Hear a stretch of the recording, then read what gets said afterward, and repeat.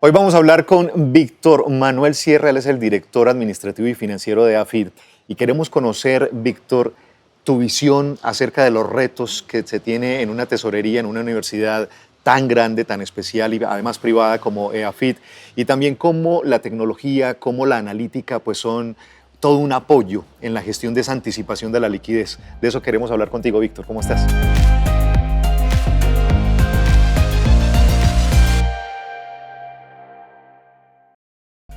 Muy bien, Nacho. Pues, un reto no Es menor. un reto enorme. Un reto enorme y más en los contextos actuales.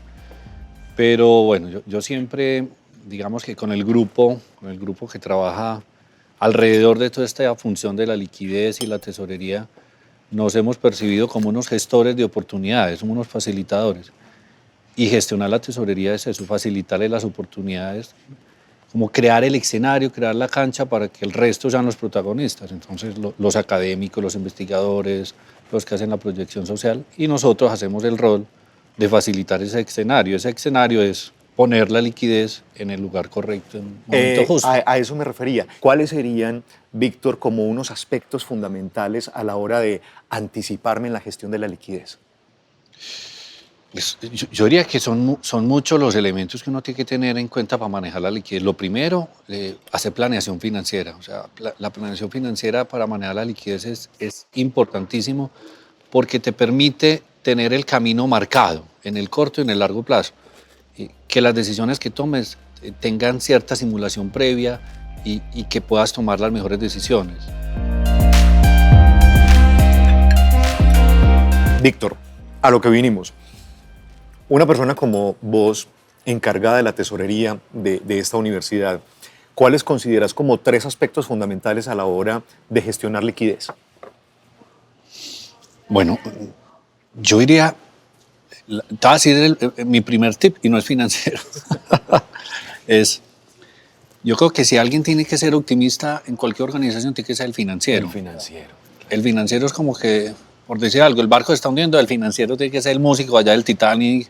Entonces, para mí lo primero cuando estás en un rol financiero en cualquier organización es empatía y optimismo. Hoy en día el financiero tiene que ser muy amigo de la tecnología y tiene que llenarse de herramientas de automatización y de inteligencia artificial, de predicción. Entonces, esas herramientas hay que utilizarlas, hay que aprender a sacarles el provecho porque te facilitan el trabajo. Cada vez más lo operativo que lo asuman las máquinas. Sí, hay herramientas, claro. los ERPs que tenemos, Exacto. el Business Intelligence. Nosotros utilizamos mucha herramienta de Business Intelligence que nos ayuda bastante y dedicamos más tiempo a analizar A analizar. que a la operación. Y para eso hay mucha cosa. Hay datos bien curiosos a propósito de la pandemia. La liquidez cambió en la pandemia porque antes de la pandemia la liquidez era como el patito feo muchas veces del diagnóstico financiero. Uno pensaba en endeudamiento, rentabilidad, liquidez, y uno, digamos que los financieros siempre pensamos en tener la menos liquidez posible porque la liquidez pues finalmente termina teniendo un costo de oportunidad alto. Llega la pandemia y la esencia era la liquidez, hay que tener recursos. Y recuerdo mucho, Nacho, en la pandemia se puso de moda un indicador que yo como financiero no lo había escuchado antes. Y el indicador se llama el cash buffer. Ese cash buffer se volvió en las organizaciones en la pandemia y hoy en día sigue siendo utilizado. Si no hay un ingreso futuro, la liquidez que tiene, cuántos días te permiten permanecer la operación. Ustedes tienen una particularidad en la universidad y es que son dos grandes momentos de recarga, de flujos, ¿cierto? Y entonces, ¿cómo hace un financiero? Y es algo que no ocurre con otros negocios que tienen unos flujos constantes. Cuando yo solo tengo dos momentos en el año, ¿cuáles son las estrategias? ¿Vos ahí cómo tomás decisiones? Yo creo que lo primero que debe saber un financiero es entender el ciclo del negocio. Cuando llegues como financiero a cualquier negocio, la primera tarea es entender cómo son los ciclos, cómo se mueve el dinero, cómo se mueve el negocio. Cuando entiendes esos ciclos, de ahí ya vas a aprender a manejar la liquidez. En el caso de la universidad muy particular, como dices Nacho, nosotros tenemos unos ciclos. Nosotros nos pagan los estudiantes en diciembre, enero, hay una recarga de liquidez, luego hay un agotamiento durante todo el semestre y volvemos a recargar en junio y julio. Esa temporalidad, el arte nuestro es manejar la liquidez de enero a junio, Exactamente. sabiendo en qué momento necesitas el dinero y optimizando el manejo de ese dinero. Y ahí, por ejemplo, en esta curva que tú dices entre una gran entrada de flujo y la otra, ¿con qué herramientas, de qué herramientas echas mano tú y tu equipo de trabajo? Ahí, por ejemplo, las entidades financieras en la conciliación de todos esos recursos, ¿cómo haces para maniobrar ahí? Pues la herramienta más básica que no pasa de moda, Nacho, es el flujo de caja. Tienes que tener un flujo de caja. El flujo de caja te permite saber qué tantos recursos vas a necesitar mes a mes y qué tantos gaps o qué tantas brechas tienes, o a favor o en contra, y ahí los administras. Y aquí sí viene, las entidades financieras son esenciales. Para administrar flujo de caja necesitas tener unos buenos aliados financieros, ya sea por faltante o por sobrante. Y en la medida que el aliado financiero entiende también el flujo de caja que nosotros tenemos, mucho más fácil la gestión. Hablemos de este negocio, de ese modelo. ¿Qué tanta aversión al riesgo hay? ¿Qué tanto apetito por inversiones a largo plazo hay?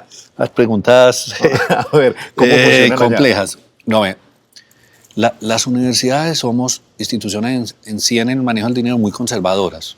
Y en el caso nuestro, en EDAFIT, es una institución conservadora en el manejo del dinero. ¿Por qué esa caracterización de conservadora? Finalmente somos una entidad sin ánimo de lucro.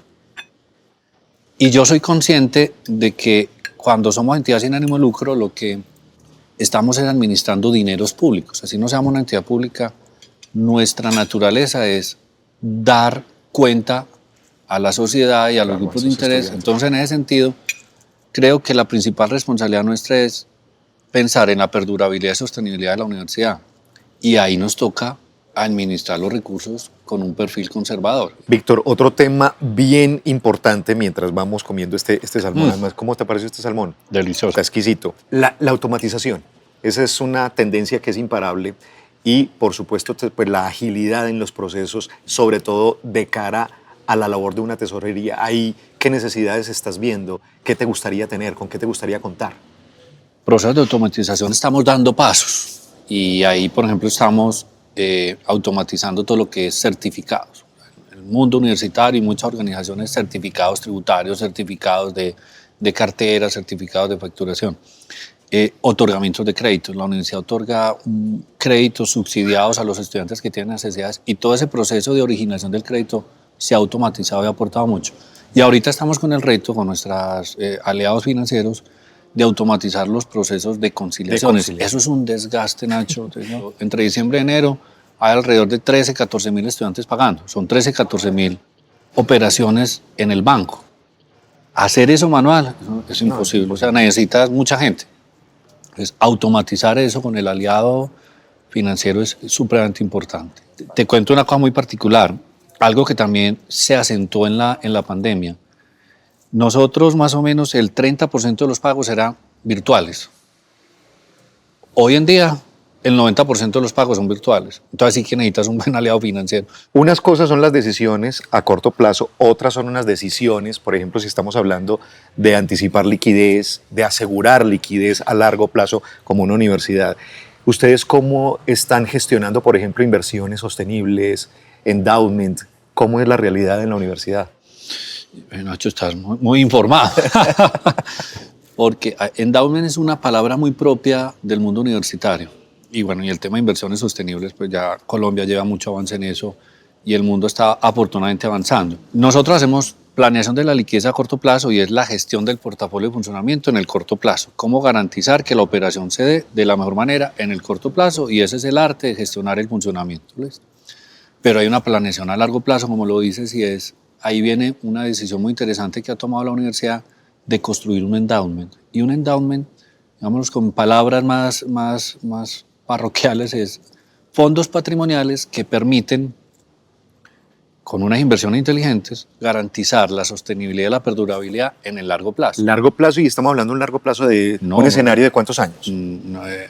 Los escenarios que nosotros hacemos las inversiones son 10, 20 años, y ojalá más, porque no hay los instrumentos para eso, pero cuando pensamos en sostenibilidad es muy largo plazo.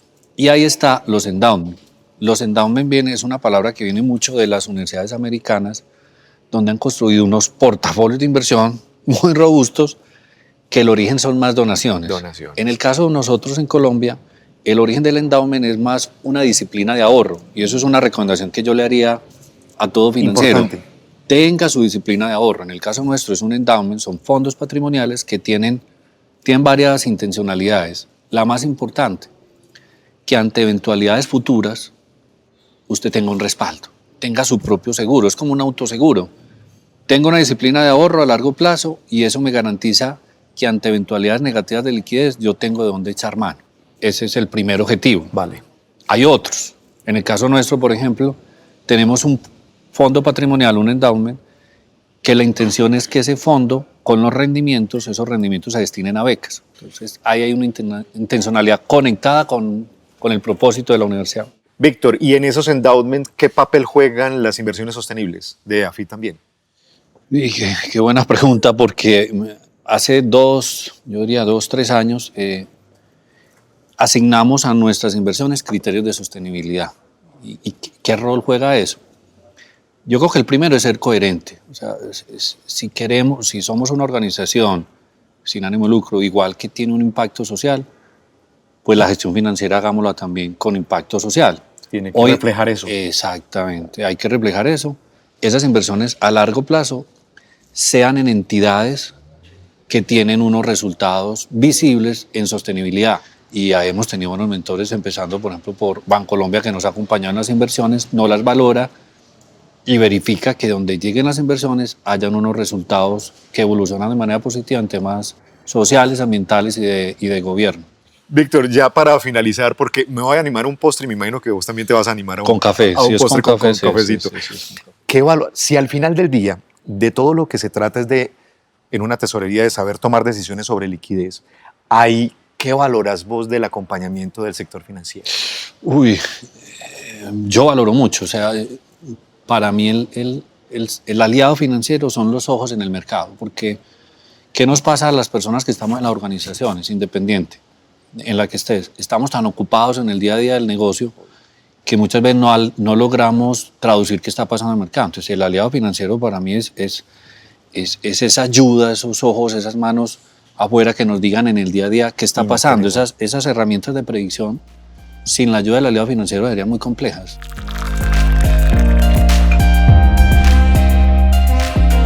Pues Víctor, yo lo disfruté mucho, espero que vos también lo hayas disfrutado. Nacho, excelente. Éxitos allí en la tesorería de AFID. Que se repita. Que se repita. Muchas gracias.